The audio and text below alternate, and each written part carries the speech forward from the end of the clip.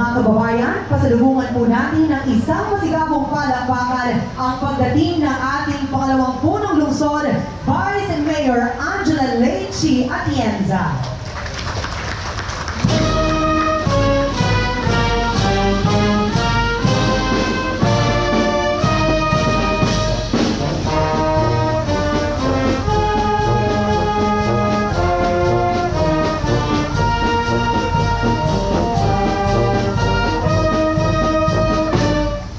Isang maganda at makasaysayang hapon po sa ating lahat.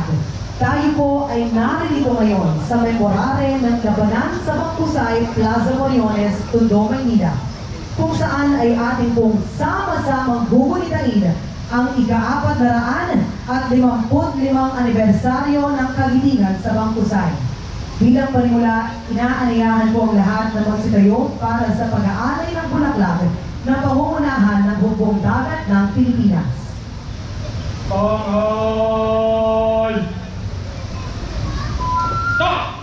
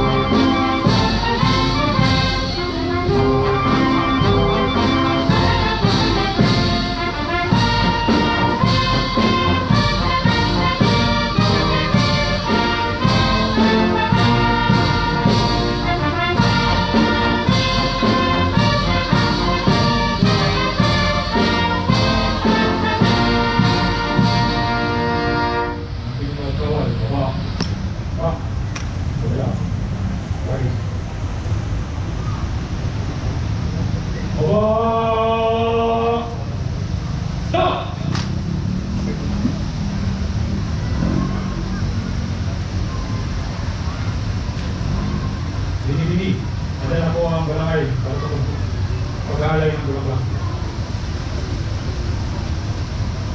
Sarap sa kanan. Sarap. Patulong. Tayo po ay dadako na sa pag-aalay ng bulaklak. Ang bulaklak mula sa Holy Angel University Center for Kapampangan Studies, ang bulaklak ay iaalay ng kanilang direktor, Binibining Myra Lopez.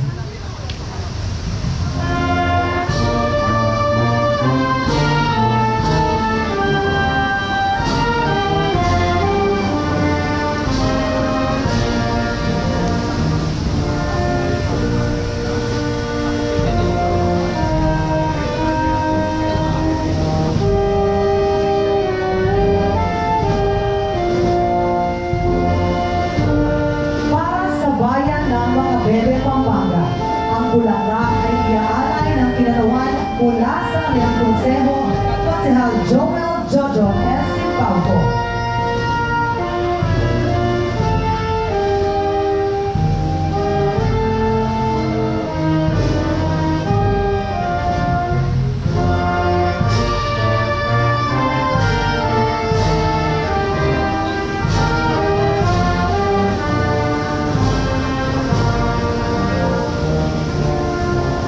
Bulaklak naman mula sa bayan ng Hagonoy, Bulacan ay iaalay ng kanilang unang bayan, Maria Rosario Charosia Alvarado Mendoza.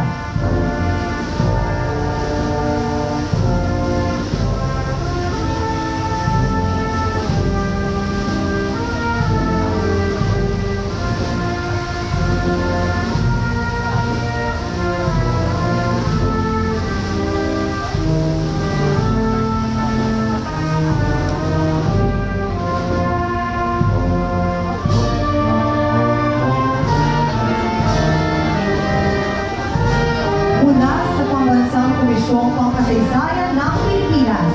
Ang bulaklak ay iaalay ng kanilang pangalawang patnubot tagapagpaganap para sa mga programa at proyekto, Ginoong Alvin R. Alcin.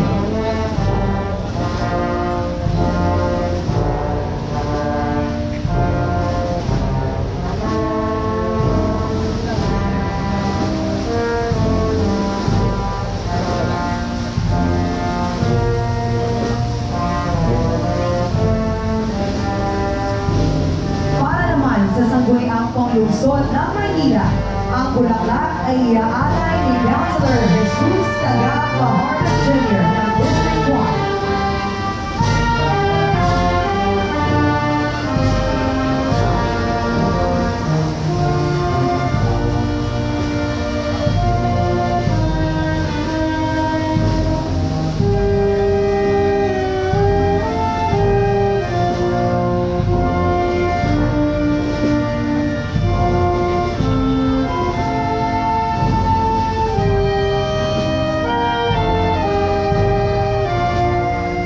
At ang nagdadaming bulaklak mula sa pamahalaang lungsod ng Maynila ay iaalay ng ating pangalawang punong lungsod, Vice Mayor Angela Lechi Atienza, kasama ang ating military host, Captain Mildred C. Peña-Florida, Philippine Navy General Staff Corps.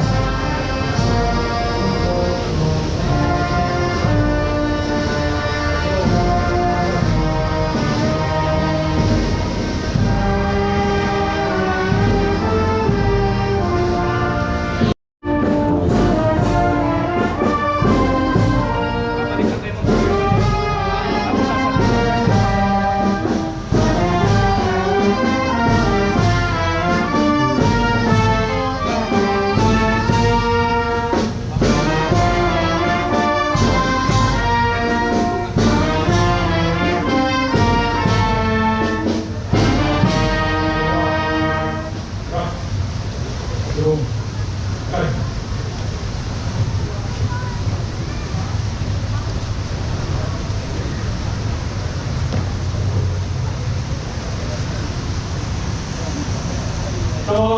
Tanghal!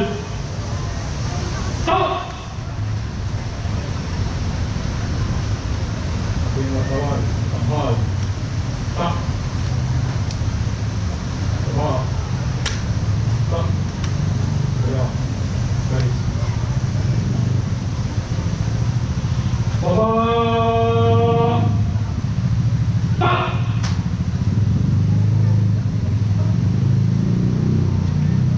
Stop! Stop!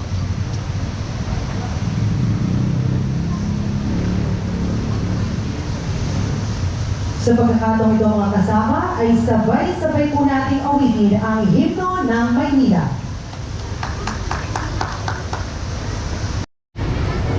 Hinihingi tapos ako ang pag-aaral ng bulaklak.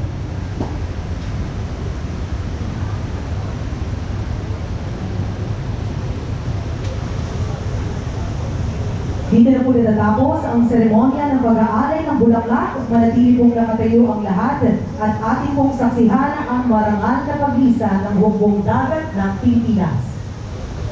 Hindi ba ang nagdala? Guys. Tawad at tawad. Sumunod.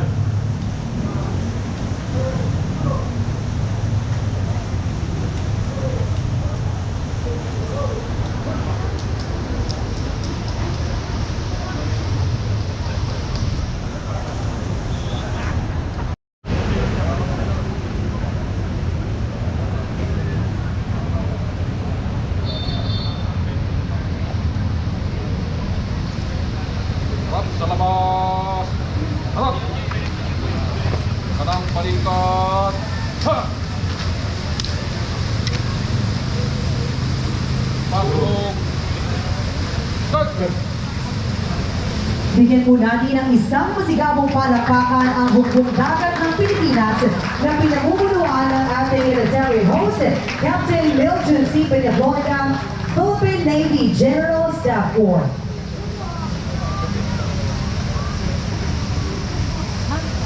Inaaliyahan po ang bawat isa na magsiupo. Inaaliyahan din po ang lahat na nagsipag-ari ng bulaklak na tumungo sa kani-kaniyang mga silya para po sa pagpapatuloy ng ating programa sa hapong ito. Ang pangalawang punong lungsod ng Maynila, isang masigabong palakpakan para kay Vice Mayor G. Atienza.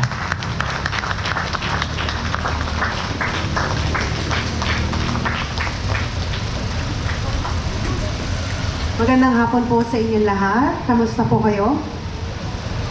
Sa mga batang tondo na nariyan, magandang hapon po sa inyo. Ang dami ko pong natutunan mula kay Professor. In fact, kung ako'y nakaupo dyan, naalala ko na ako isang estudyante sa Lasal dahil siya rin po ay nagtuturo sa De La Salle University. Anyway, before I start, gusto ko munang bumati kay Honorable Maria Rosario Charo C. Alvarado Mendoza, the Municipal Mayor of the Municipality of Hagonoy, Bulacan, Tampoco, Manila.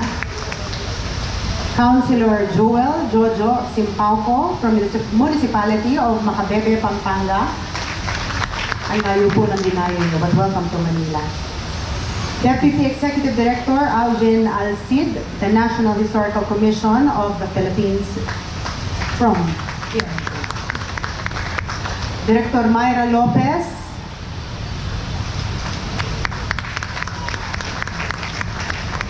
si Professor Jose Victor Victores, siya po isang professor na po sa De La Salle University History Department, kaya feeling ko at home na at home ako. Philippine Navy, led by the military host Captain Neil Jun Peño Florida. Maraming salamat sa paggabay ninyo kanina. Ang ating mga konsihal na narito ngayon, Konsihal Ian Nieva, Konsihal June Ibay, Konsihala Dr. Alfonso, Konsihal Pardo. Sila po ang mga konsihal natin mula sa 1 distrito at ang mga konsihal naman natin mula sa distrito 3, si Konsihala Fugoso, Konsihal Alibarbar. So far, yan lang po ang konsihal nandito. Dahil sa totoo lang po, may session pa po kami at iniwan ko siya para mapunta dito ngayon. Ang ating mga department heads na narito ngayon, ang mga barangay chairman na nandito sa aking harapan na magaganda masyado ang iyong mga kasuotan ngayon at hindi ako sanay dahil sanay tayong naka-rubber shoes lamang. Ang mga school principals na narito ngayon, na alam kong kilig na kilig dahil kakakuha nyo lang ng inyong mga laptop at television kahapon. Mr. Ron Cruz, the representative of Congressman Ernest Janicio. District Director Arnold Santiago. Reverend Father Jeremy Monrid from the Shrine of Santo Niño, Tondo. Ustad Ismael Tarusan Ameril Olama. Salamalaikum po sa inyo. And of course, ang gumawa po para maging posible ito, ang ating napakagaling na direktora, si Direktora Amanda Bagachin. Alam ko na in-expect niyo ang ating alkalde na pumunta dito ngayon, ngunit dahil sa dami na problemang kinakarap natin syudad, ako muna ang pinapunta niya dito. But nevertheless, nandito ako para ibigay ang significance ng paggawa ng commemoration ng anibersaryo ng Kagitingan sa Panggusay dito sa kusan tayo. Akala natin regular lamang na lugar ito. Ngunit sa narinig ko kanina mula kay Professor, kinilig ako at na-realize ko malalim pala ang istorya na meron ng Plaza Moriones. Kaya sa mga batang tondo na narito, dapat ma-realize nyo na mayaman kayo. Nevertheless, this is a day to honor the heroism of the brave youth of Macabebe, and it should also remind everyone that Tondo and Manila Bay were the front lines of early resistance to colonialization. Anyway, before ako bumaba ng aking sasakyan, talagang nag-research po ako, Professor. At nalaman ko na ang leader nga daw na isang kabataan ay isang kapampangan na tumayo para ipaglaban ang Pilipinas dito sa Bangkusay, Tondo. Ang sabi ng aking na-research, ang pangalan daw niya ay Bambalito. Ngunit sinabi ni Professor, hindi pala magandang pangalan ang Bambalito dahil yun daw po ang tawag ng mga Espanyol noon sa mga Pilipino. But nevertheless, even if natalo ang pakikipaglaban ng mga kabataan mula sa Macabebe, ito pa rin ay very significant ngayon, lalo na sa mga kabataan ngayon dito sa Maynila. Hindi naman porket siya ay natalo, ibig sabihin hindi pa rin naging makabuluhan ang kanyang pinaglaban. And this should remind all the youth today, especially the youth here in Manila, na we can actually make a difference and we can use our voice para ipaglaban ko ano ang tama. And one thing I would like to share to all of you here, hindi ko po mapigilan ang aking sarili kundi maihalan tulad si Bam Benito sa ating mahal na alkalde na si Yorme Isko Moreno Dumagoso.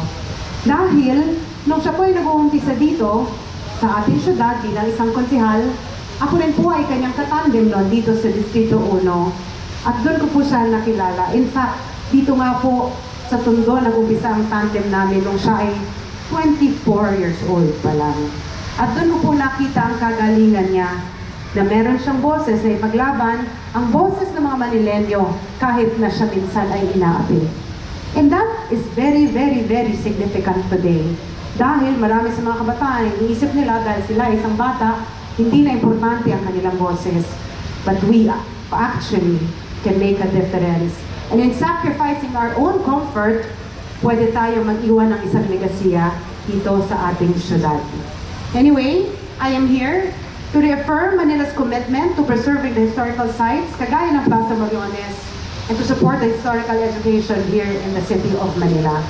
Sinabi ng ating alkalde na gusto niya paigtingin ang minimum basic minimum basic needs ng ating mga Manilenyo, but kasama rin doon ang strengthening ng pagpapakilala sa mga kabataan ng importansya ng pagkilala sa history natin. Dahil importante na meron tayong pinanghuhugutan ng ating lakas. And kung malaman lang ng mga kabataan na mula sa mga kabataan ang tumayo noon dito sa Bangkusay, then marirealize nila na hindi sa edad nakikita ang katapangan at katapatan, kundi sa puso. Anyway, I urge the Manileños, especially the youth, to remember that your voice matters. And I also would like to invite everyone to always visit the marker para maging inspirasyon natin yon. Pero babalikan ko lang po ang sinabi ni Professor kanina dahil may na-realize po ako doon. Sabi niya, kaya hindi nanalo o natalo ang mga kabataan sa Makabebe dahil hindi sila nagsama-sama, hindi sila nagtulong-tulong. Pero kung ikaw ay isang batang Manilenyo, alam ninyo ang palaging sinasabi ng ating alkalde na kahit ano pa man ang problema ang kaharapin natin, basta tayo sama-sama, tulong-tulong, we will all be able to make Manila great again. Maraming salamat po sa inyo lahat. And again, happy 455th anniversary ng Kagitingan dito po sa Bangkusay. Manila, God first. Maraming salamat po.